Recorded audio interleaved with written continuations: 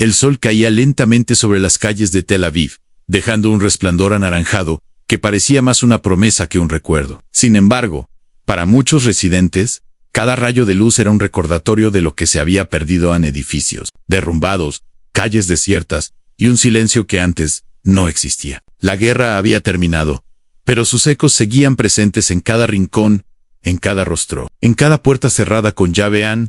La familia Cohen era una de las tantas que enfrentaba la reconstrucción de su vida. Miriam, madre de 3 hijos, caminaba por los escombros que alguna vez fueron su vecindario. Las paredes agrietadas de su casa contaban historias que las noticias no mostraban en noches sin dormir por los bombardeos. Pérdidas que no se podían cuantificar y una sensación constante de vulnerabilidad. Para Miriam, la victoria militar no traía consuelo, traía una responsabilidad insoportable en reconstruir un hogar que parecía haber desaparecido a pocos kilómetros. En Jerusalén, la historia de los Levi se desarrollaba de manera diferente, pero igual de dolorosa. Abraham Levi, anciano de 78 años, se sentaba frente a su ventana, observando a los jóvenes reconstruir el mercado central. Antes de la guerra, este mercado era un centro de risas, de intercambio de alimentos y de vida diaria. Cada puesto vacío y cada techo caído eran símbolos del precio de la paz, seguridad, asegurada a costa de la rutina perdida. Abraham recordaba los días en que podía salir a caminar sin mirar por encima del hombro, sin preocuparse por las sirenas que marcaban los ataques en Haifa. Los Ben David enfrentaban otra realidad a la economía colapsada y la incertidumbre laboral. Shira Ben David, madre soltera y trabajadora en una pequeña tienda de textiles, se encontraba luchando por mantener su negocio abierto. Los clientes eran pocos, el dinero escaseaba, y la inflación hacía que cada compra fuera un sacrificio. La guerra había dejado un país victorioso, sí, pero con cicatrices profundas en la vida diaria, de quienes ahora debían aprender a vivir con miedo y, con menos recursos, el transporte público funcionaba con restricciones estrictas. Autobuses escoltados por soldados, estaciones de tren vigiladas y puntos de control en cada esquina eran ahora parte de la normalidad. Para los jóvenes estudiantes,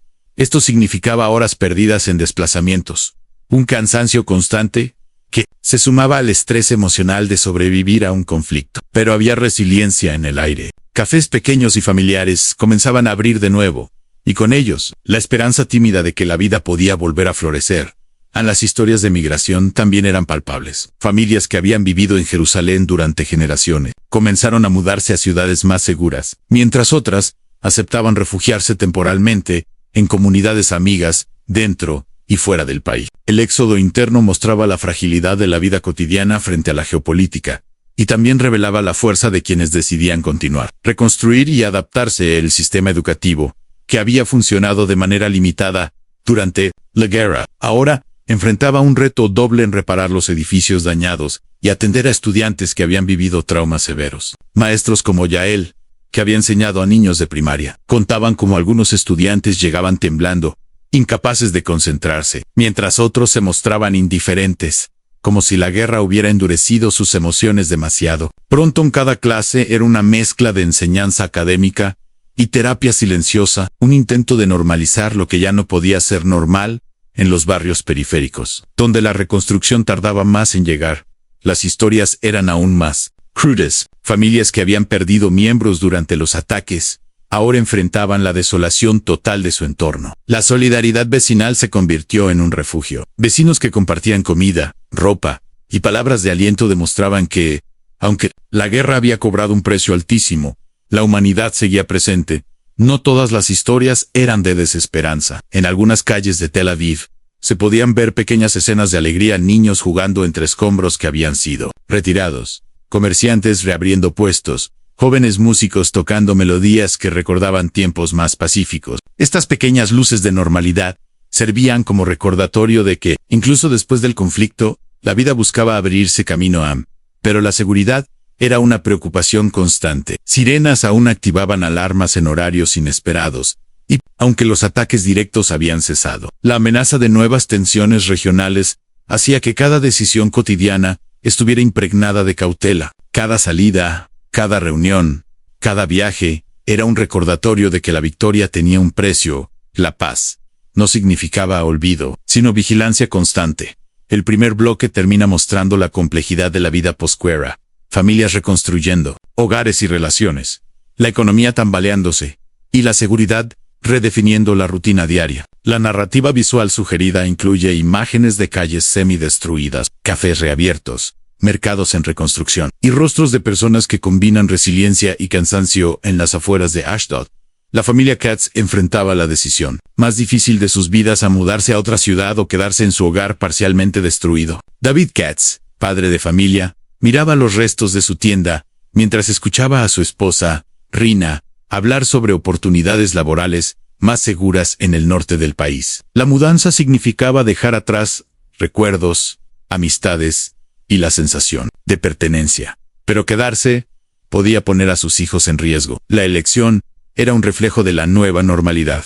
A la guerra había transformado la libertad de decisión en un cálculo constante de seguridad y supervivencia al mismo tiempo. En Beersheba, la comunidad Mizrahi trabajaba incansablemente para reconstruir no solo sus casas, sino también su tejido social. Las reuniones vecinales se volvieron fundamentales. Allí se compartían alimentos, información sobre refugios y recursos, y se ofrecía apoyo emocional. Para muchos, la solidaridad se convirtió en la verdadera moneda de la posguerra, más valiosa que el dinero o las posesiones materiales. A los jóvenes soldados que habían combatido en primera línea regresaban con cicatrices visibles e invisibles. Shimon, de 23 años, contaba cómo las noches de insomnio y los recuerdos de explosiones afectaban su capacidad de socializar con amigos y familiares. Su experiencia era representativa de toda una generación marcada por la guerra en cuerpos presentes, mentes en alerta y corazones que debían aprender a confiar nuevamente en la rutina. En Tel Aviv, los centros de ayuda psicológica recibían un flujo constante de personas con traumas diversos. Mujeres que habían perdido familiares, niños que habían sido testigos de ataques y empresarios que habían visto desaparecer sus ingresos, acudían buscando contención. Los psicólogos, con paciencia y sensibilidad, guiaban sesiones individuales y grupales, tratando de recomponer un tejido emocional desgarrado. Cada relato, cada lágrima contenía la historia de una victoria con un precio elevado.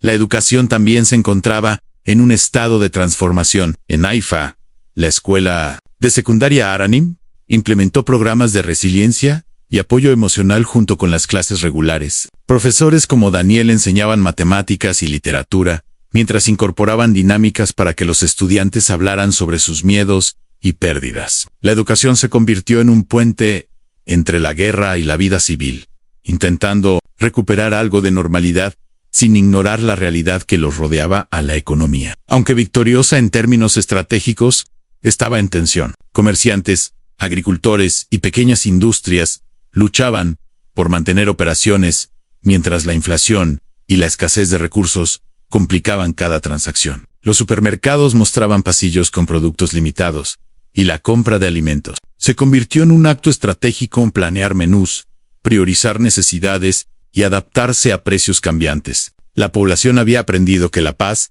tenía un costo tangible en su bolsillo diario. La migración interna también generaba cambios demográficos notables. Barrios antiguos comenzaron a vaciarse, mientras que nuevas comunidades surgían alrededor de ciudades consideradas más seguras. Familias que habían vivido generaciones en un mismo lugar se encontraban en la necesidad de reconstruir vínculos, adaptarse a nuevas escuelas y formar nuevas redes sociales. La resiliencia se mezclaba con nostalgia, y la adaptación se volvía un acto diario de valentía en Jerusalén. La vida religiosa también se vio afectada. Sinagogas y centros comunitarios debieron reorganizar sus actividades, alternando horarios y reforzando medidas de seguridad. Para muchos, la oración no solo era un acto de fe, sino también una estrategia de sostén emocional, un intento de encontrar paz interna en medio de un país que aún respiraba con cautela.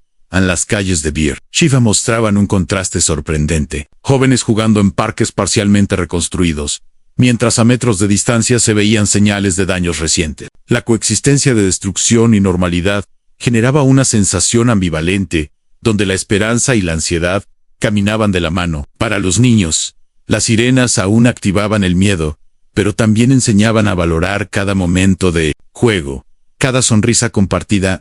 A la vida cotidiana incluía nuevas rutinas de seguridad, alarmas, rutas de evacuación, simulacros en escuelas y oficinas. Para los adultos, cada desplazamiento al trabajo, Cada salida al supermercado era un ejercicio de planificación y precaución. La libertad había sido redefinida. El precio de la victoria no solo se medía en pérdidas materiales, sino en la constante vigilancia que se había convertido en parte de la existencia diaria.